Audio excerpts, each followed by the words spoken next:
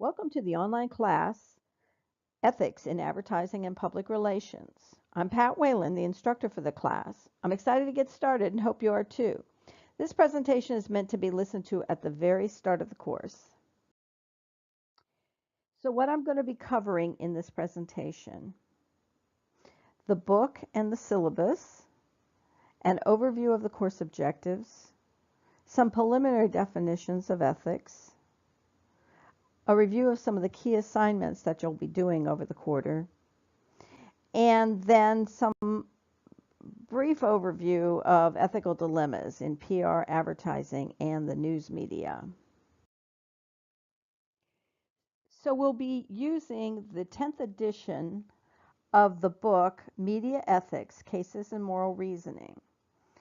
There's a companion website which has several useful resources. You can also find other useful tools in the link to the Ethics Resource Center. Be sure to read the syllabus thoroughly and print out a copy. There's a brief summary of the weekly schedule at the very end of the syllabus, but a more detailed weekly schedule is posted on the course logistics module, and you might want to print that out as well. So some of the topics that we'll be covering include ethical decision making and some theories and guidelines for how to go about making ethical decisions, professional codes of ethics, the news media ethics, advertising ethics, PR ethics, business ethics and ethics in crisis, and entertainment ethics. So what I hope you'll be able to do by the end of this course is ask the right questions when confronted with complex ethical or legal decisions, identify personal moral philosophy, and develop your own value system. But I do hope you'll avoid using situational ethics, which we'll learn more about in the next module. Apply a moral decision-making process in public and private life using the Potter box method, which we'll learn more about next module.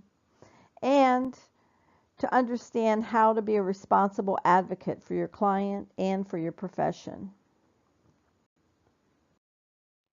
Privacy is one of the ethical issues that we'll also cover, both from the perspective of the media intruding on the privacy of our organizations and our managers, but also from the perspective of the organization invading the privacy of our employees, such as when we write articles about them that they didn't approve, or when we look into their social media and email habits. We'll also look at PR practices when it comes to dealing with the media and offering freebies such as tickets, dinners, and gifts of products that look to be more like bribes than for product evaluation.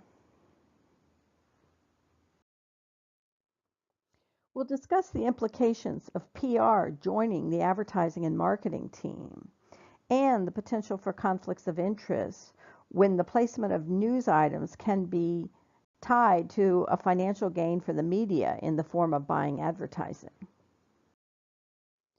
Related to this is the issue of advertising ethics and the importance of PR having some input to what the advertising team is planning. I can't tell you how many crises have been caused by questionable advertising tactics and the PR people not being involved until there's a crisis, and then they're asked to clean up the mess after the fact. We'll also discuss ethical issues that sometimes turn into legal issues when we represent products that can cause harm, whether it's fast food or products that contain high fructose corn syrup or chemical additives or even bacteria and other things that can cause illness or death. We'll also talk about the fast-growing area of legal PR and the ethics of influencing public opinion before or during a trial. We'll also be covering political PR and the ethical issues surrounding lobbying and getting involved in the election process. As far as the grading for the class goes, if you look at the syllabus on pages 5 through 8, you'll see the assignments for this class. There are 10 quizzes on the readings that are worth 10 points each. The quizzes will open at 7 a.m. on Monday each week and are due by 11:59 p.m. each Sunday night. There are 10 class discussion board posts worth 10 points each. For the weekly discussion posts, you'll post your initial comment by Wednesday night, and that's worth 5 points. And then you're going to come back and rely to at least 2 other students' posts by Sunday night, and those 2 reply posts are worth another 5 points. The bottom of page 5 of the syllabus explains the grading criteria for these posts and what's expected. You'll also note on page 4 of the syllabus that I do not allow for late submissions or makeup work unless you have a documented emergency. You'll also be working in a team to produce a presentation on a real-life ethical issue at the end of the quarter, and you're going to present that in a VoiceThread posting. The presentation will be worth 100 points. You'll also be asked at the end of the quarter to assess the 3 other presentations, not your own, and that assessment will be worth 20 points. And there'll also be a peer evaluation score from your team members, and that will be worth 20 points. There are 4 team activities that will help you build this, and each one of those is worth 15 points. You'll notice that there are 2 exams listed, a final and a midterm, and both of those will be worth 100 points. But you need to know that those are not required of everyone. Only those people who have quiz scores that average below 80% will have to take those exams, and there'll be more details in the syllabus. So now, with that brief overview of the course logistics, let me take a few minutes to introduce you to the topic of ethics in advertising and PR. Okay, so to get started on this, let me ask you a question. Do you consider yourself to be ethical? And by that I mean, do you think you're moral and honest? To explore that question, answer on a scale of 1 to 10, how important is honesty in your relationships? Think about that for a minute. How important is honesty in your relationships? Now, most people will say it's a 9 or a 10. But then ask yourself, have you ever told a lie to someone close to you? If the answer is yes, and to be honest, for most of us it is yes, were you being unethical when you lied, or did you have a good reason to lie, perhaps even sparing someone's feelings by lying? Here's another one. Have you ever witnessed serious misconduct and not reported it? Perhaps at school, at work, with a sibling or a parent, or while shopping while out in public. And if you didn't report it, why not? And were you being ethical when you didn't report it? Think about what criteria you used to decide when it was okay to lie or not tell the whole truth. What you'll find in this class is that few questions are black and white, but we don't have to try to figure out the right course on the spur of the moment. That's a bit like situational ethics, where our moral compass rotates based on the situation at hand.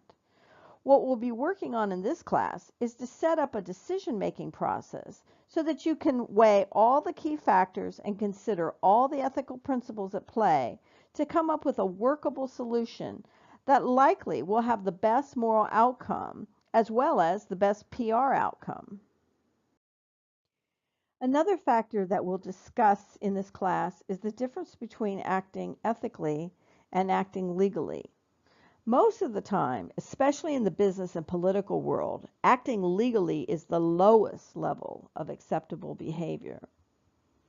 So, to answer the question, if you're acting legally, does that mean you're acting ethically? That answer could easily be no. Think about when something might be legal but not ethical and how that might play out in PR or advertising. Perhaps things that organizations might do related to the environment, its product safety, or its hiring and promotion practices. Relying on the letter of the law rarely improves an organization's reputation. Now, Think of the opposite situation, where doing something illegal might still be considered ethical. History is full of these examples. Think of World War II, where Germans hid Jews from the Nazis. They were clearly breaking the law, but most would consider them very ethical. What about the civil rights activists who sat at lunch counters and in seats on buses where the law said they were not allowed? As we work our way through this class, you'll need to distinguish between some key terms. Ethics is one of those terms. It's the discipline of dealing with what's morally right or wrong. An ethical system describes the process of how we work through moral issues. And for this class, we'll be using the Potter box method of ethical decision making as our system. The term values is an interesting one. It typically has a positive connotation in our everyday speech, as in he had strong values. But be careful on this one when you use it in this class and with the Potter box, because values are what an individual or group evaluates as worthwhile, but those may not be seen as worthwhile for everyone. For example, in the old movie Wall Street, the Michael Douglas character says greed is good. This is a value that he prizes, but for many others, greed is seen as a negative value. PR people and journalists may both value truth, but journalists also value the concept of objectivity, showing both sides of every issue, while the PR person definitely doesn't value objectivity, but instead values advocacy for their client. So for now, just be aware that all ethical decision making involves values which reflect our individual presuppositions about social life and human nature, but we don't all share the same values. This course will hopefully help you work through a number of ethical dilemmas that you might be faced with in the near future. On a personal level, you might need to decide where you're going to work. Will you work for a tobacco firm, a chemical company? How about Walmart? On a societal level, you may need to ask yourself, how will you deal with a client's environmental issues? Where will your loyalties be?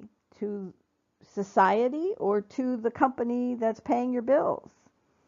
And on a professional level, you may have to consider questions like, will you stay with a firm that asks you to lie? You might ask yourself, does it matter what the lie is about or how big the lie is? The goal of this course is to give you the tools to work through these kind of questions and others just like them and be comfortable with the answers. So with that brief introduction, I'll let you go explore the rest of Module 1 and the Course Logistics module, and I'll look for your Get to Know Me post in the first discussion board. I'm looking forward to working with you in this class, so take care and have a great week.